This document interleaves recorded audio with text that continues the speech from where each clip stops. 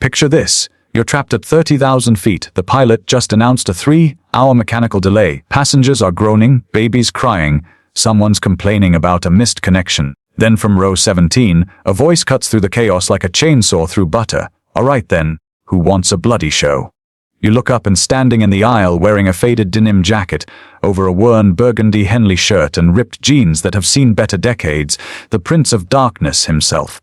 Ozzy Osbourne, no security, no stage, no plan, just pure unfiltered madness about to unfold at cruising altitude, and what happened next became the stuff of aviation legend. A story so wild that even flight attendants refused to believe it, yet passengers still share at bars 15 years later swearing on their lives it's true. But here's the real question. Would you have joined in, or would you have demanded they land the plane immediately? Flight 237 from Los Angeles to London wasn't supposed to be anything special. Budget airline, cramped seats. That weird recycled air smell that makes everything taste like cardboard. Ozzy had booked it last minute after missing his private jet. Something about his manager mixing up time zones, and a series of increasingly frantic phone calls that ended with him just saying forget it and booking commercial. He'd shuffled onto the plane wearing scuffed white sneakers, a vintage Brummie Football Club beanie pulled low, and aviator sunglasses despite the cabin lighting.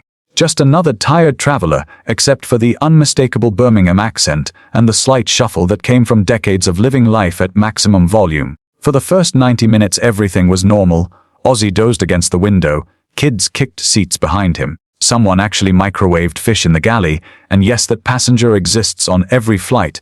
Then came the announcement that changed everything. Ladies and gentlemen, this is your captain speaking. We've got a minor hydraulic situation, nothing dangerous but regulations require we circle until it's resolved. We're looking at approximately 2 to 3 hours of delay. We apologize for the inconvenience. And the cabin erupted like a volcano, groans, complaints. A businessman in first class started yelling about litigation. A toddler's scream could shatter diamonds. People were pulling out phones to furiously type complaint emails that would never get read. That's when Ozzy woke up, blinked a few times, looked around at the absolute misery painted on every face, and apparently his brain, which had survived decades of chaos, made a decision that only made sense to him. But would anyone actually listen to a rock legend in sweatpants at 30,000 feet? He stood up slowly, stretched his arms above his head until his shoulders popped, grabbed the overhead compartment for balance as the plane gently rocked, and in that voice, that unmistakable raspy voice that had screamed into microphones for 50 years, he announced to absolutely no one and everyone at the same time, "Right then, we're all stuck here, aren't we? Might as well make it interesting." At first nobody paid attention. They were too busy being miserable in their own private hells, but then a teenager 3 rows back wearing headphones looked up, did a double take, ripped the earbuds out and whispered way too loudly to his mom, "Holy crap, is that Ozzy Osbourne?" And like dominoes falling, heads started turning, whispers spread like wildfire. "No way! Is that really him? What's he doing on a budget flight? Should we ask for autographs?" And Ozzy just stood there grinning like he'd just pulled off the greatest prank in history. He pushed his sunglasses up onto his beanie, revealing those famous eyes that had seen more chaos than most people could imagine, and said louder this time, "Who here likes music?" A few nervous hands went up, then more, then a whole section of the plane, and that's when he dropped the bomb that nobody saw coming. "Well, I happen to know a few songs. Figure we've got 3 hours to kill, might as well have ourselves a proper concert, yeah." And the plane went absolutely mental. But how do you perform without instruments, without a stage, without anything resembling a concert venue? A flight attendant named Patricia, mid-50s with silver hair pulled back tight, and an expression that had seen every kind of passenger nonsense imaginable, came rushing down the aisle with her hands up like she was trying to stop a runaway train. "Sir, so you need to sit down. We can't have passengers standing during, wait, are you?" And she stopped dead in her tracks, her mouth literally hanging open as recognition hit her like a freight train. Ozzy turned to her with that mischievous grin and said, "Patricia, love. Your name tag there, Patricia, I'm just trying to help everyone relax." Captain said 3 hours, right? Might as well make it memorable. And you could see her fighting with herself. Regulations versus rock and roll history happening right in front of her. Her finger was hovering over the call button, probably to alert the captain, probably to shut this whole thing down before it started.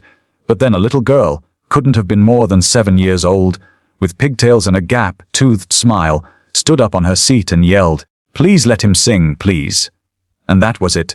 That was the moment Patricia's professional facade cracked. She looked at Ozzy, looked at the little girl, looked at a cabin full of people who 30 seconds ago wanted to riot, but now looked hopeful for the first time since boarding. And she made a decision that would either get her fired or make her a legend. But what did she decide? Would regulations win, or would rock and roll? Patricia lowered her hand slowly from the call button, took a deep breath, and said words that would echo through aviation history. "You've got until we get clearance to land. But if anyone complains, you sit down immediately, deal?" And Ozzy's face lit up like Christmas morning. He actually hugged her. This legendary rock star just wrapped his arms around a flight attendant he'd known for 30 seconds and said, "You're a proper angel, you are, Patricia." Then he turned to the cabin and spread his arms wide. "All right, you beautiful people, welcome to the most exclusive concert in history. No tickets needed, no queuing, no overpriced beer, just us and 3 hours of absolutely mental music." And the plane erupted in cheers, so loud the pilots probably heard it through the cockpit door. Ozzy started pacing the aisle like it was Madison Square Garden, his worn sneakers squeaking on the floor, that denim jacket catching the overhead lights, and he began doing something nobody expected. He started teaching the entire plane to be his backing band. "Right, you lot in rows 1 through 10, you're my bass section. I need you to go boom boom boom like this." And he demonstrated a deep rhythmic pattern that had people stomping their feet. "Rows 11 through 20, your percussion. Give me some claps." And hands started clapping in unison. "Everyone else, you're my choir. When I point at you, you bloody well sing." And within 5 minutes this random collection of strangers, business people, families, college kids, retirees, all became part of something bigger than themselves. But could Ozzy actually pull off a full concert with just voices and stomping? What happened next proved that rock and roll isn't about equipment or fancy stages, it's about energy and connection. Ozzy started with something simple, a rhythm everyone could follow. His voice rising above the makeshift orchestra of passengers, leading them through call and response patterns that got louder and bolder with each repetition. The businessman who was threatening lawsuits an hour ago was now stomping his feet and clapping, his tie loosened, his briefcase forgotten. The mom with the screaming toddler was bouncing her baby to the beat, and the kid had stopped crying completely, mesmerized by the madness unfolding around them. Teenagers were filming everything on their phones, capturing history in shaky vertical video that would go viral within hours of landing. And Ozzy moved through the cabin like a conductor leading an orchestra, pointing at sections, bringing them in and out, creating layers of sound that shouldn't have worked but absolutely did. He grabbed the intercom phone at one point. Patricia didn't even try to stop him, and his voice boomed through the entire aircraft. "Gate 237 is now boarding for the destination of absolutely mental. All passengers are already on board and we're never landing." And people lost their minds cheering, but then something unexpected happened that nobody could have predicted. Would this magical moment continue, or was reality about to come crashing back? The cockpit door opened and the co-pilot stepped out. A young guy probably in his early 30s with regulation short hair and a by the book expression that suggested fun was a foreign concept. Everyone froze, the music stopped. Ozzy turned slowly like a kid caught with his hand in the cookie jar, and for a moment you could have heard a pin drop. This was it, the end of the greatest in-flight concert in history. The co-pilot walked down the aisle in complete silence, his shoes clicking professionally against the floor. He stopped right in front of Ozzy, looked him up and down. And then the most unexpected thing happened. He broke into the biggest grin imaginable and said, "My dad played your albums when I was growing up. I learned drums because of you. Mind if I join in?" And the plane absolutely erupted. Turns out the co-pilot had been listening to the whole thing from the cockpit, the captain too. They'd been grinning at each other while running diagnostics, and the captain had literally told his co-pilot, "Go make sure Ozzy knows we're fans, and if he does Crazy Train I'm requesting it through ATC." So now you had a rock legend, a plane full of passengers, and a co-pilot who apparently had rhythm, all creating music at 30,000 feet while circling over the Atlantic. The co-pilot started beatboxing, creating bass drops with his mouth that had the whole plane bouncing. Ozzy was directing traffic like a madman, his denim jacket now tied around his waist, his burgundy Henley shirt sleeves rolled up, sweat on his forehead, looking more alive than he probably had in months. And then he did something that took it to another level. But what could possibly top what was already happening? Ozzy started improvising a brand new song, right there, right then, making up lyrics about being stuck on a plane, about strangers becoming family, about turning disasters into celebrations. And here's the thing about true artists, they can create magic out of nothing. He was rhyming mechanical delays with better days, singing about Patricia, the angel flight attendant who risked her job for rock and roll, making up verses about the businessman who learned to loosen his tie, the teenage girl in row 23 who had the voice of an angel and was now his lead backup singer, the elderly couple in row 8 who were celebrating their 50th anniversary and were now slow dancing in the aisle while everyone clapped around them, tears streaming down their faces. And this improvised song, this spontaneous creation born from chaos, was somehow better than half the stuff on the radio. People were crying and laughing simultaneously. The baby who'd been screaming earlier was now giggling and clapping tiny hands. Even the guy who'd microwaved fish was redeemed and given a tambourine made from an empty coffee container filled with pens. And the whole plane was moving, swaying, creating something that would never be replicated, never be recorded professionally, never make it to streaming services. It existed only in this moment, in this flying metal tube, in the hearts of everyone present. But then Patricia's radio crackled and everyone heard the words they'd been dreading. Would this be the end? Flight 237, you're cleared for approach. Hydraulics are green, begin descent. And you could feel the energy shift, the music faltered. People looked at each other with this expression of collective sadness, like they were waking up from the best dream they'd ever had. Ozzy stood in the middle of the aisle, breathing hard, that beanie now hanging from his jacket pocket, his hair wild, and he raised his hands for silence. The plane went quiet, you could hear the engines humming, the slight whistle of air pressure, and he spoke softer now, no microphone, no intercom. Just his raw voice carrying through the cabin. Listen, yeah. We're about to land, go back to our normal lives, but I want you to remember something. He paused, looking at faces, really looking at them. Every single one of you just proved that when things go wrong, when plans fall apart, when life throws you in a metal tube with strangers for 3 hours, you can either be miserable, or you can make something beautiful. And people were nodding, some crying openly now. I've played stadiums to 100,000 people. I've done festivals, arenas, every venue you can imagine. But this, he gestured around the cabin, this right here was the realest concert I've ever done, so thank you. Thank you for reminding an old madman why we make music in the first place. And the applause started slow, then built, then became deafening. People were standing, crying, hugging strangers, exchanging phone numbers, promising to stay in touch. And Ozzy made his way back to his seat, high-fiving people along the way. But there was one final twist nobody saw coming. What could possibly happen next? As the plane touched down smoothly, as the wheels hit the tarmac and the engines reversed, as everyone prepared to return to reality, the captain's voice came over the intercom one final time. Ladies and gentlemen, this is your captain speaking. I've been flying for 32 years. I've handled emergencies, difficult passengers, terrible weather, but I have never ever had a hydraulic delay that I was sad to fix. You could hear him choking up. What happened in this cabin today, that was special. And Ozzy, mate, if you're listening, you've got free flights with this airline for life. That's a promise from the captain.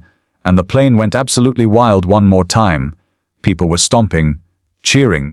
The co-pilot came back out and took a bow. Patricia was crying happy tears and trying to maintain her professional composure while accepting hugs from dozens of passengers. And as people started filing off, as they collected their bags and prepared to go their separate ways, every single person, and I mean every single person, stopped at Ozzy's row. Some just to say thank you, some to shake his hand, some to hug him, some to tell him how he'd changed their worst day into their best memory. And Ozzy, this legend who'd lived 1,000 lifetimes of excess and chaos, sat there in his worn jeans and wrinkled Henley shirt, looking genuinely humbled, genuinely touched. Like maybe he needed this as much as they did. And as the last passenger filed off, as the cleaning crew came aboard looking confused at why everyone seemed so happy, Ozzy stood, grabbed his small backpack from the overhead bin, and walked toward the exit. But before he left, he turned back to Patricia, who was still standing there. And what he said next would stick with her forever. Would she ever forget this flight? Patricia, love, in my life I've done a lot of things I'm not proud of, made mistakes, hurt people, been a right mess most of the time, but today, for 3 hours, we did something pure, something real, something that mattered, and I want you to know that's because you took a chance. You could have shut it down, followed the rules, but you didn't. You chose magic over regulations, and that makes you more rock and roll than most people I know. And Patricia, who'd probably had 100 difficult flights, who'd dealt with drunk passengers and medical emergencies and everything in between, who'd been thinking about retirement and wondering if her job meant anything, just nodded and said, "Ozzy, I've been flying for 28 years, I've got 2 years until retirement, and I can now say with absolute certainty that nothing, and I mean nothing, will ever top today. Thank you for reminding me why I loved this job in the first place." They hugged, a rock legend and a flight attendant, two people from completely different worlds who'd created something impossible together, and as Ozzy walked off the plane, down the jetway, into the terminal where he'd blend back into anonymity, the story was already spreading. Passengers were posting videos, writing social media posts, calling friends and family, telling them about the day Ozzy Osbourne turned a mechanical delay into the most exclusive concert in history, and within hours it was trending worldwide. News outlets were picking it up. Other passengers from the flight were connecting online, sharing their footage, their memories, creating a digital archive of something that should have been forgotten, but instead became legendary. But here's the thing that made it truly special, something nobody realized until later. What was the real magic of that day? See, about 6 months after that flight, passengers started reporting something strange. They'd be at work, stressed, overwhelmed, ready to snap, and they'd remember the plane, remember Ozzy's voice, remember strangers becoming family. And they'd smile, they'd breathe, they'd find a way through, or they'd be stuck in traffic, furious, wanting to scream, and they'd remember the businessman loosening his tie, dancing in the aisle. And they'd laugh at the absurdity of their anger, or they'd be lonely, isolated, feeling disconnected from the world, and they'd remember 100 people creating music together, and they'd reach out. Connect, take a chance on connection. Marriages were saved because someone remembered how to choose joy over misery. Jobs were quit because someone realized life's too short to be stuck in misery when you could be dancing. Friendships were formed because people learned that strangers are just family you haven't met yet. And all of it traced back to 3 hours on a delayed flight, to a rock legend in casual clothes who decided boredom was the real enemy, to a flight attendant who chose magic, to a co-pilot who beatboxed, to passengers who said yes to something weird and wonderful. And if you asked any of them, if you tracked down the businessman, or the teenager, or the elderly couple, or the mom with the baby, they'd all tell you the same thing, that sometimes the best moments in life come from the worst situations, that delays aren't disasters if you know how to handle them, that music isn't about perfection, it's about connection, and that Ozzy Osbourne in a faded denim jacket and Henley shirt, teaching strangers to sing at 30,000 feet, was exactly the kind of chaos the world needed. So here's my question for you. If you were on that plane, if Ozzy stood up and asked who wanted a show, would you have said yes? Or would you have been the person demanding silence, complaining to management, missing the magic happening right in front of you? Because the truth is, we all get our mechanical delays in life.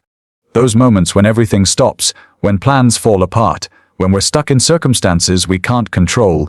And the question isn't whether those moments happen, it's what we choose to do when they do. Do we complain, or do we sing? Do we demand the rules, or do we make magic? Do we stay miserable? Or do we turn our disasters into the stories we'll tell for the rest of our lives? And maybe that's what Ozzy understood.